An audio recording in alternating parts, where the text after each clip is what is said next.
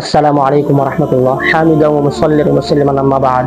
আজ আমরা মাসদারের আলোচনা করব। প্রতিটি মাসদার তার ফেইলের অনুরূপ আমল করে, অর্থাৎ ফেইল যেমন ফাইলকে রফা দান করে, অন্যান্য মামুলকে নসব দান করে, মাসদারও ফাইলকে রফা দান করে, অন্যান্য মামুলকে নসব দান করে।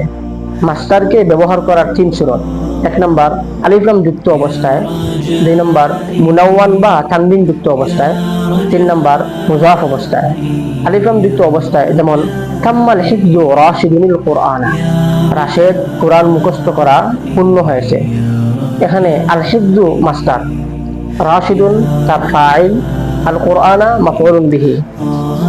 মাসদার ফাইলকে রফা দিয়েছে, মাফউলুন বিহিকে নসব দিয়েছে। মুনাওয়ান অবস্থায় যেমন তাম্মা হিফযুল রাশিদুল কুরআনা, মুজাফ অবস্থায় যেমন তাম্মা হিফযু রাশিদুল কুরআনা। মাসদার তার ফাইলের দিকে, মাফউলুন বিহি এর দিকে, মাফউলুন ফিহি এর দিকে ইজাফত হয়, তবে ফাইলের দিকে ইজাফত অধিক গ্রহণযোগ্য। ফাইলের দিকে ইজাফতের উদাহরণ ইতআমু রাশিদুল ফাকির আল ইয়াওমা ইউদখিলুহুল জান্নাতা, আজ রাশেদ দরিদ্রকে খাবার খাওয়ানো তাকে জান্নাতে প্রবেশ করবে।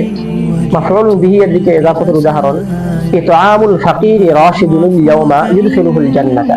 মাফউলুন ফিহি এর দিকে ইজাফতের উদাহরণ ইতআমুল ইয়াওমি রাশিদুল ফাকিরা ইউদখিলুহুল জান্নাতা, আজ রাশেদ দরিদ্রকে খাবার খাওয়ানো তাকে জান্নাতে প্রবেশ করবে। আল্লাহ তাআলা আমাদেরকে বিষয়টি ভালোভাবে বুঝার তৌফিক দান করুন। ওয়া আখিরু দাওয়ানা আলহামদুলিল্লাহি রাব্বিল আলামিন।